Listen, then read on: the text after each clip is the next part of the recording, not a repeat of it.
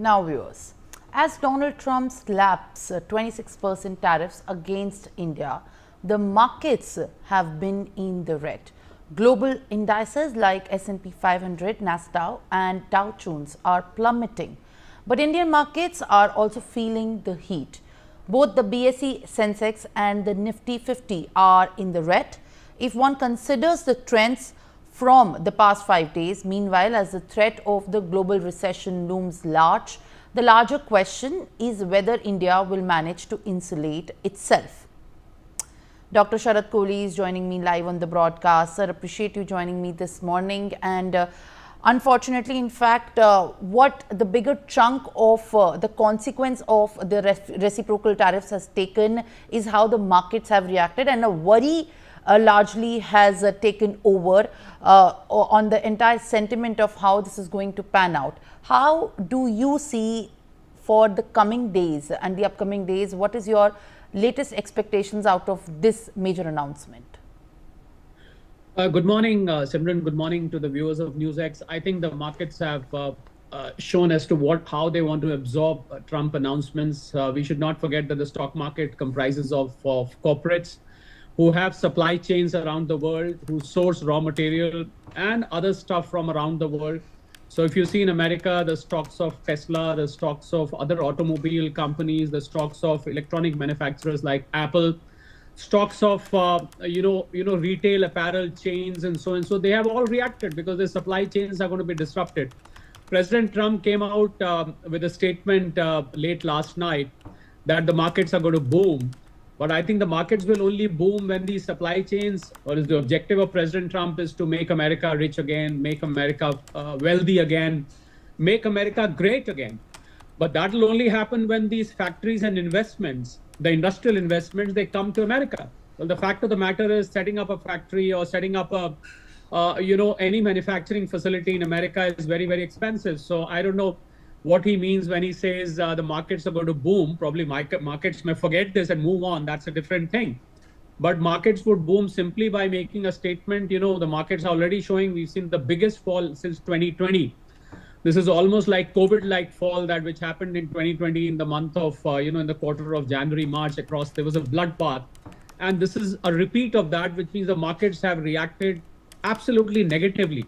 And yesterday, the Indian markets acted quite maturely, but today even the Indian markets are down and out. The Nifty has gone down below 23,000, which was quite an important level. The Nifty has breached that mark for now, although there is rest of the day, the markets may recover because the impact on India of these sweeping tariffs, Simran, is after all not going to be as bad as it is for the world. And now it is being realized that the worst loser or the biggest loser out of these sweeping tariffs is going to be America itself, which is what I've been saying from the beginning, because it's going to fuel inflation, it's going to disrupt the supply chain. So people are either going to be short of goods or people will have to buy these goods at a very expensive price. Well, in a matter of weeks, you will see the prices of footwear, the prices of textiles, the prices of electronic goods, the prices of some of the food products. They are all going to shoot up, in the weeks to come. And I'm sure President Trump must have thought about that, although he's sporting a very brave face. And because of that, Simran, I feel that President Trump will be compelled to take back some of the announcements that he's made. He will have to take back some of these announcements from the rest of the world. And we've seen very sharp reactions coming from Europe, from Australia, and from some of the other countries. In fact, Italy reacted separately as well. Apart from European Union, Italy reacted separately, and China reacted very sharply yesterday. So none of the countries around the world have taken it very favorably. China even said that you must take back these tariffs. Otherwise, it's going to disrupt the supply chain and it's going to cause the world into recession. And America is going to be first sinking into recession. Forget about the rest of the world. So I think President Trump will have to reconsider, revisit. When does he do that? Probably it's a matter of days, weeks, or probably anytime soon, because he cannot take it back immediately, of course. But this is going to be very, very disruptive vis-a-vis business, Simran, around the world.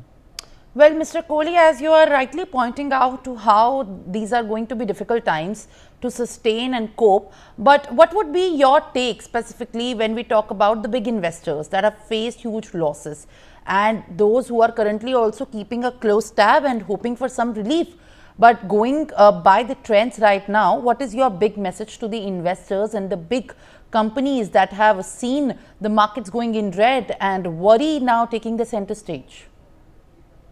My message to the investors, after being more than 3.5 decades in the market, I have seen some of the best and worst times of the market. Well, market has a very good habit of putting things behind. It tends to bury the hatchet, as they say, and it moves on. So there may be some positive news, or President Trump might, you never know, might make an announcement, and markets may start making a turnaround. But for now, I think it's a very difficult time for investors. My advice to investors who want to enter the market now is to wait and watch. Let this dust settle down, let the markets bottom out, and then make entrance into the market by way of piecemeal in smaller lots on an SIP basis. They must invest. They should not put entire chunk of money at one go. That is first piece of advice. My second piece of advice, sometimes keeping away from the market is also an investment strategy. So you should wait for a while. Let the world absorb this whole tariff war, which has been launched across the globe, and then take a call. As for the large investors, they don't have much choice.